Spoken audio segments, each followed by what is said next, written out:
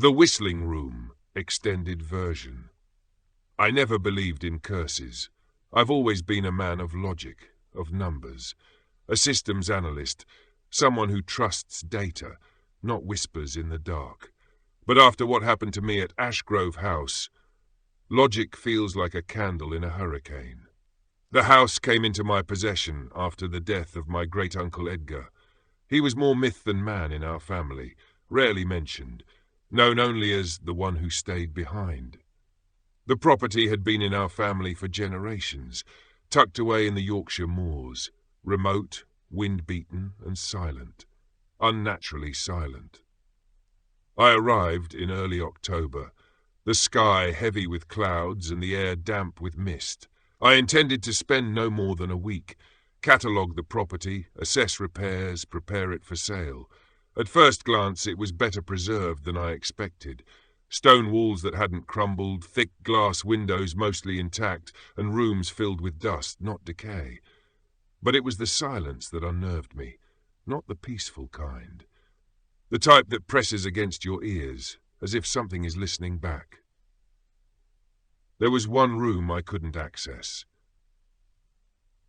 At the end of the upstairs hall, a door of thick oak, bolted with iron latches from both sides.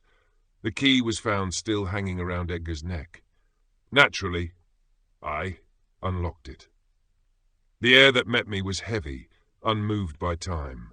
The room was sparse, only a cracked wooden chair, faded wallpaper curling at the edges, and a shattered window letting in a sliver of grey light. As I turned to leave, I heard it, a whistle. 3 notes, soft, hollow, deliberate. I froze. Then nothing, just that terrible silence again. That night I dreamt of water, still black water stretching endlessly. A figure stood at its edge, featureless, motionless, whistling the same 3 notes. When I woke, the air in the room was freezing. My bedroom door was open. I had locked it. The whistling returned the next day. Always 3 notes, always just on the edge of hearing. I convinced myself it was the wind, but deep down I knew. It followed me, while I shaved, while I read, even in the moments just before I fell asleep. By the 4th night I was unravelling. It whistled while I was in the shower, echoed softly through the tile and steam. I ran out, soaking wet, only to find the upstairs hallway, covered in water, thin, rippling trails leading directly to the locked room. Except this time it was ajar. I began to dig, through Edgar's belongings, through dozens of leather-bound journals. At first they were filled with architectural notes, family lineage, but soon they turned frantic, obsessive. He wrote about the whistle, how it began after his sister Clara drowned in the well behind the house, how the sound followed him, how it changed him. He wrote of a place he called the Water Door, a passage through dreams, a threshold in the house that couldn't be found, until it found you. His final entry chilled me to my core. It waits in the wall. It wants to be remembered. It remembers me. The next day I noticed something beneath the wallpaper in the sealed room. Lines, scratches. I peeled it back and uncovered symbols. Eyes, spirals, open mouths screaming in silence. And over again, carved into the walls, listen. That night, I didn't sleep. The house began to creak in strange rhythms, like breathing. Even the clocks ticked off beat like they were mimicking footsteps. At 3:12 a.m. the whistling returned, closer than ever, not above, not below, right outside my bedroom door. I grabbed the flashlight and the journal and ran. As I passed down the hallway, the portraits on the wall seemed to shift.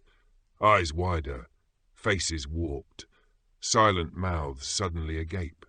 The room at the end was open. Inside, no chair, no wallpaper, just black water covering the floor, still as glass, and in that water, a reflection. Not mine.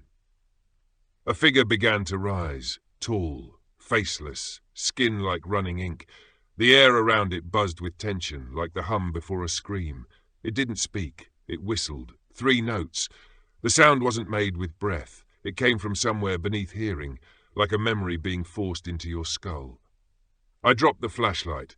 Darkness swallowed me, and in that darkness I felt it pass beside me. Its presence was suffocating.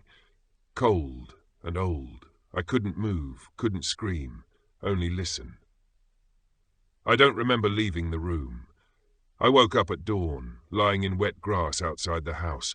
My hands were scratched, my feet bare and blue. Above me, the window from the sealed room was shattered again, just like in my dream. But the house was silent again. I never went back. But the locals, they whisper stories now. They say the moor sings at night, that the wind isn't just wind, that it whistles. 3 notes, a song from deep beneath the earth. And me? Now sometimes, when I'm alone, when it's quiet, I whistle without meaning to. And sometimes something whistles back.